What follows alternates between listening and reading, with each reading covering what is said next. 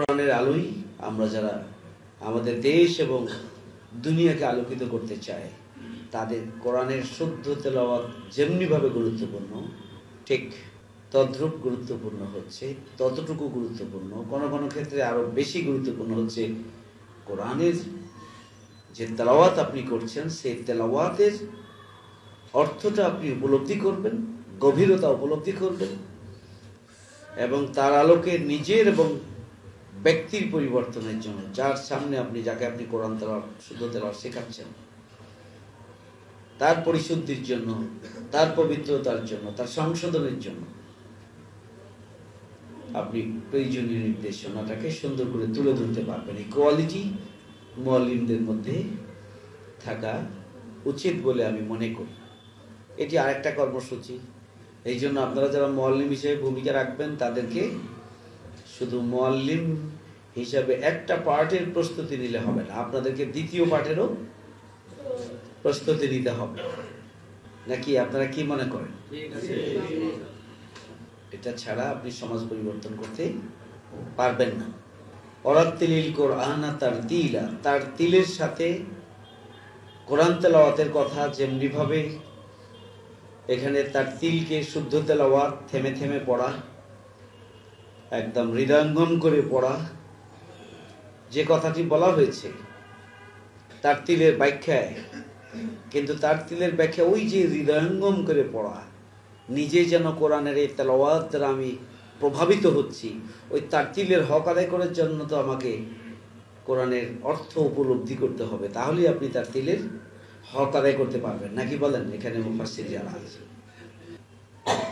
এবং কোরআনের এই সামগ্রিক শিক্ষাকে আল্লাহ সেটি বলেছেন, ইকরা বিসমি রাব্বিকাল্লাযী খালাক, যেটি আল্লাহ বলেছেন কুল হাল ইয়াস্তাবিল্লাযীনা ইয়ালামুনা ওয়াল্লাযীনা লা ইয়ালামুন ইন্নামা ইয়াতাযাক্কারু উলুল আলবাব।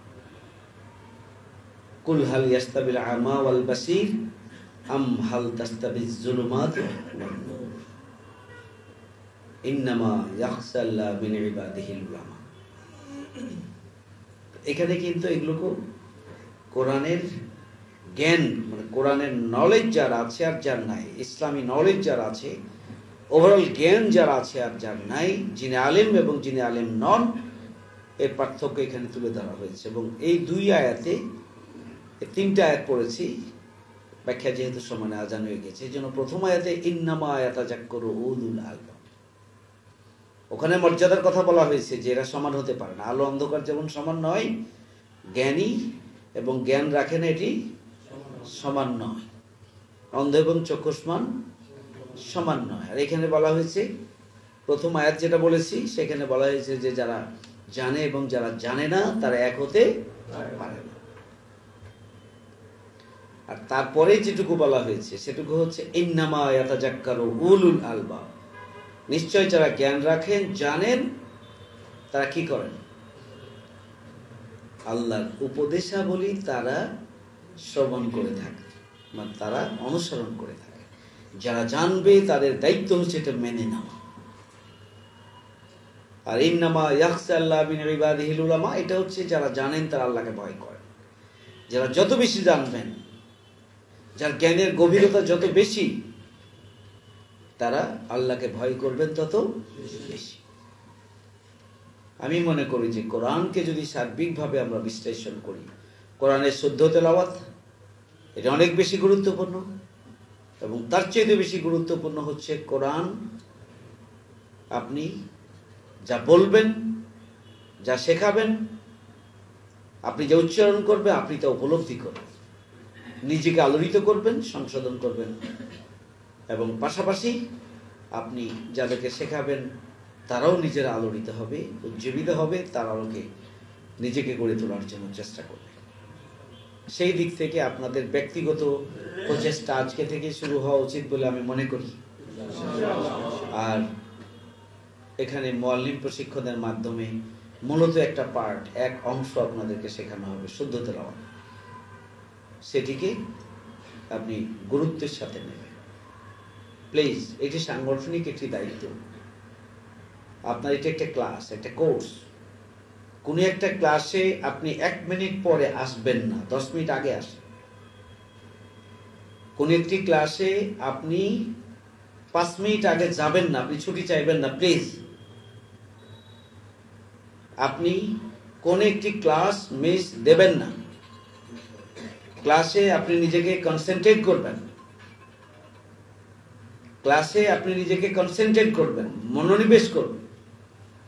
খাতা কলম নেবেন, আপনি লিখবেন, আপনি প্রশ্ন করবেন, আপনি প্রশ্নের উত্তর চাইবেন, আপনি স্বতঃস্ফূর্ত হবেন, আপনি এটাকে এনজয় করবেন, ক্লাস থেকে এনজয় করবেন। আপনাকে সংগঠন অন্য কাজ দিয়ে দিয়েছে, আপনি ছুটি চান। পরিবারের জরুরি কাজ আছে, আপনি ছুটি চান।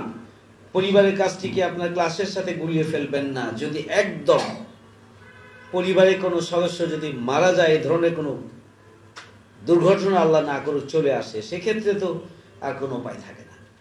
আপনি এটা ঠিক রেখে সব কাজ গুছাবেন, তাহলেই আপনি মুআল্লিম হতে পারবেন, তাহলে আপনি কোরআনের শিক্ষক হতে পারবেন, তাহলেই আল্লাহ রাসূলের সুন্নাতের একটা আমল আপনার দ্বারা সম্ভব হবে। পৃথিবীর পরিবর্তনের জন্য ব্যক্তির পরিবর্তনের কোনো বিকল্প নেই। নতুন বাংলাদেশের জন্য ব্যক্তির পরিবর্তনের কোনো বিকল্প নেই। আজকে দেখেন যে মানে আমরা দুর্নীতিমুক্ত সমাজ চাই, আমরা ন্যায় বিচার চাই, আমরা বৈষম্যমূলক সমাজ চাই, আমরা মানে টেন্ডারবাজি চাঁদাবাজি মুক্ত এবং দখলদার মুক্ত সমাজ চাই। তো সেই জন্য দখলদার মুক্ত, টেন্ডার মুক্ত, টেন্ডারবাজি মুক্ত, দুর্নীতি মুক্ত, সন্ত্রাস মুক্ত, বৈষম্য মুক্ত, ন্যায় বিচার প্রতিষ্ঠা, জনগণের অধিকার প্রতিষ্ঠার মতো মানসিকতা সম্পন্ন নেতৃত্ব লাগবে না? লাগবে। কোরআনের শিক্ষা ছাড়া এটি পূর্ণাঙ্গ রূপে অর্জন করা কোনোভাবেই সম্ভব না। এর জন্য আমাদেরকে ব্যাপকভাবে কর্মসূচি দিতে হবে। কোরআন প্রতিটি ঘরে ঘরে।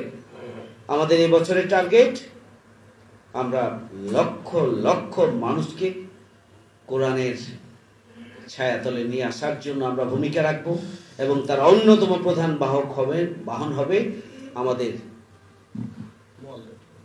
তালিমুল কোরআন অ্যান্ড রিসার্চ সেন্টার কর্তৃক যে কর্মসূচি, মুআল্লিম প্রশিক্ষণ। প্রত্যেকটি মুআল্লিম আবার হচ্ছে তালিমুল কোরআনের প্রশিক্ষণ নেবেন এবং এটি একটা ইনস্টিটিউট হিসেবে গড়ে উঠবে এবং আমজনতার, দেশের কল্যাণে, মানুষের কল্যাণে এবং একটা আগামী দিনে নতুন বাংলাদেশ বিনির্মাণের জন্য কোরআনের শিক্ষাকে ব্যাপকভাবে ছড়িয়ে দেওয়ার কোনোই বিকল্প নেই।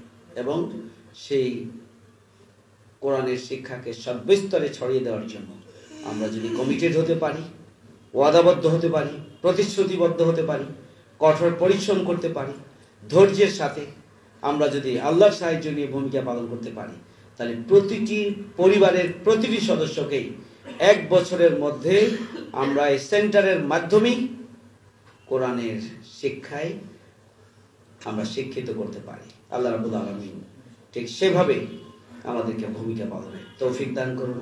আমা তৌফিকি ইল্লা বিল্লাহ। আসসালামু আলাইকুম ওয়া রাহমাতুল্লাহি ওয়া বারাকাতুহু।